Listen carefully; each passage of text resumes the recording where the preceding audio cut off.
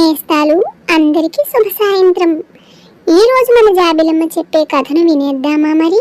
మరి మా వీడియోలు మీకు నచ్చితే తప్పకుండా లైక్ చేయండి, షేర్ చేయండి, సబ్స్క్రైబ్ చేసుకుని ఆల్ బటన్ని ప్రెస్ చేయండి. ఒకానొకప్పుడు దుష్కాముడనే వ్యక్తి ఉండేవాడు. వాడు నిధి కోసం వెతుకుతూ దండకారణ్యం చేరతాడు. అక్కడ వాడిని రాక్షసుడొకడు పట్టుకుంటాడు. దుష్కాముడికి పై ప్రాణాలు పైనే పోతాయి. అప్పుడు రాక్షసుడు వాణ్ణి నెమ్మదిగా ఇలా అంటాడు, నేను నా కథను చెబుతాను విను అని ఈ విధంగా చెప్పడం ప్రారంభిస్తాడు. చాలా కాలంగా మనుషుల్ని జంతువుల్ని పట్టి తింటూ అతి నికృష్టమైన జీవితాన్ని నేను గడుపుతున్నాను.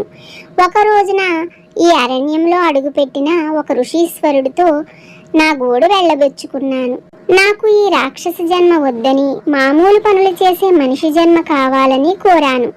ఋషి నాకు ఏదైనా పుణ్యకార్యం చేయమని చెప్పి ఇక్కడి నుంచి వెళ్ళిపోయారు అని రాక్షసుడు దుష్కాముడికి కథను చెప్పి ఈ విధంగా అంటాడు, పుణ్యకార్యం చేసేందుకు ఈవేళ నీవు నాకు దొరికావు.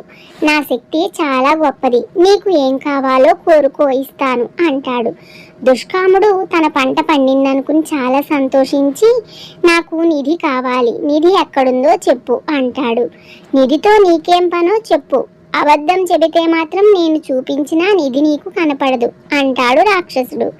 అందుకు దుష్కాముడు, నిధితో నేను భాగ్యవంతుడిని అవుతాను.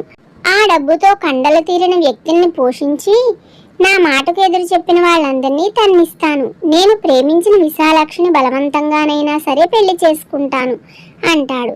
ఈ మాత్రం దానికి డబ్బెందుకు, కండలు తిరిగిన వాళ్ళెందుకు, తన్నులెందుకు, నువ్వు ప్రేమించిన విశాలాక్షికి మంచి మాటలతో నీ మీద ప్రేమను పుట్టిస్తాను అంటాడు రాక్షసుడు. కానీ విశాలాక్షి రెండో పెళ్లి వాణ్ణి చేసుకునేందుకు ఒప్పుకోదుగా అంటాడు దుష్కాముడు. ఆ జవాబుకు రాక్షసుడు ఆశ్చర్యపోయి, మరి నీ మొదటి పెళ్ళాం ఏమైంది అని అడుగుతాడు. ఆ ప్రశ్న విని దుష్కాముడు భయపడినట్టుగా నటిస్తూ చుట్టూ ఒకసారి కలయజూసి ఆమెను గ్రామదేవతకు నైవేద్యంగా పెడితే నా ఇంట కాసులవాన కురుస్తుందని ఒక మంత్రగాడు చెప్పాడు. వాడు చెప్పినట్టే చేశాను. కాసులవాన మాత్రం కురవలేదు. రాజభటులు నా వెంటబడ్డారు. వాళ్ళను వదిలించుకుందామన్నా డబ్బు కావాలి, విశాలాక్షి నాకు దక్కాలన్నా డబ్బు కావాలి. అందుకే నిన్ను నిధి చూపించమని అడుగుతున్నాను అంటాడు దుష్కాముడు. నాకు ఒక్కసారికి మాత్రం ఒక వ్యక్తిని బతికించగల శక్తి ఉంది. నీ భార్యను బతికిస్తాను, నీ కష్టాలన్నీ తీరిపోతాయి, సరేనా అంటాడు రాక్షసుడు. నా భార్య బ్రతికితే విశాలాక్షిని పెళ్లి చేసుకోవడం కుదరదు. అందుకే నాకు నిధి కావాలి. ఆ డబ్బుతో అందరినీ నా అదుపులో ఉంచుకుంటాను అంటాడు దుష్కాముడు.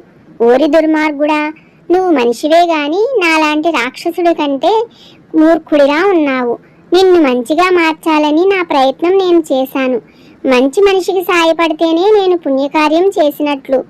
ఈ రోజుకిక నాకు పుణ్యకార్యం చేసే అవకాశం లేదు.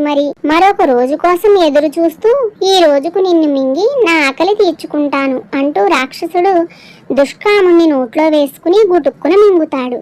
మరుక్షణమే వరాన్ని ఇచ్చిన ఋషీశ్వరుడు రాక్షసుడు ముందు ప్రత్యక్షమై, దుష్కాముడు వంటి నీచుణ్ణి మింగి ఒక మంచి కార్యం చేశావు.